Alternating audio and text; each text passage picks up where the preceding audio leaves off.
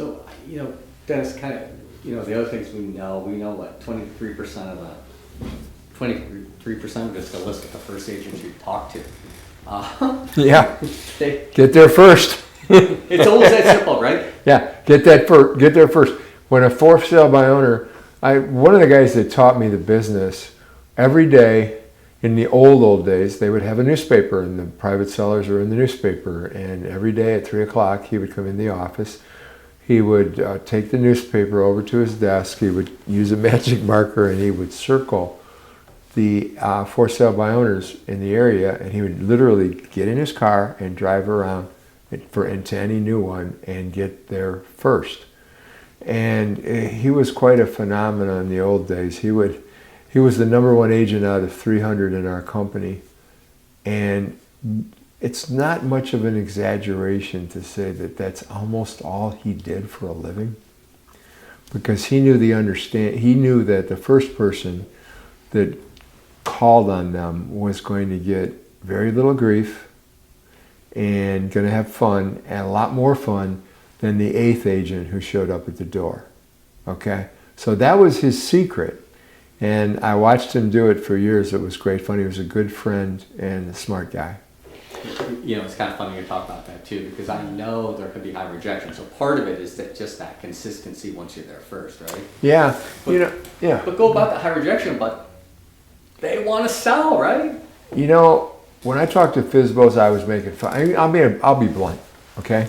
When I was talking to FSBOs, I was making $500 an hour. So very quickly, I got to the point where I didn't really care what they said. If somebody gave me a hard time at the front door for more than 30 seconds or on the phone, I was off the phone, thanking them for their time. And I got to a point ultimately where I was very grateful for some of those people because they took out people, my competition. If you don't know what you're doing, and you get over to that house and they take your head off, you're probably going home and you might not come back, okay?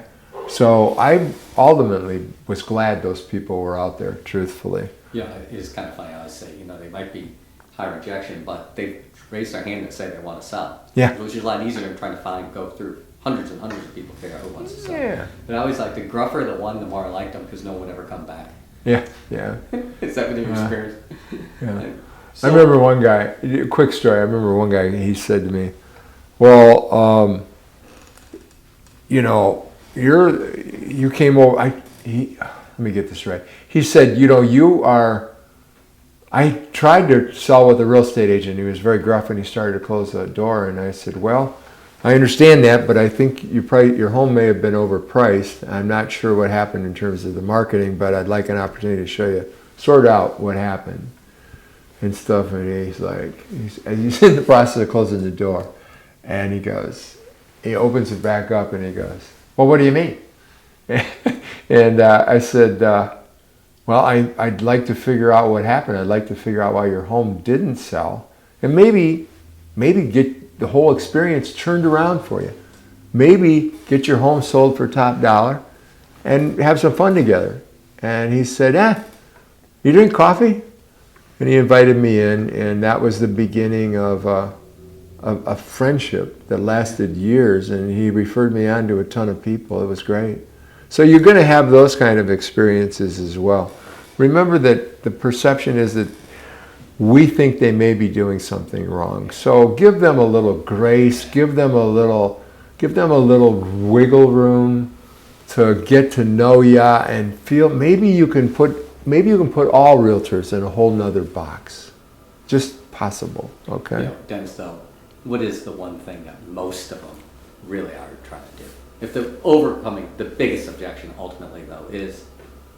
Well, you can argue that they only have one objection, and that is that they think they can sell their home privately for more money than with a real estate broker. Want to save the commission. Yeah, they want to save the commission. So you really, at its beating heart, at its beating core, there's truly only one objection. So then it's coming just all about building value. Yeah. But people understand what we do. Yeah. All back to value. That's cool. Yeah. That's super important. It's been my experience too. Well, if you get past the front end of it, it's really a fun way to make a living.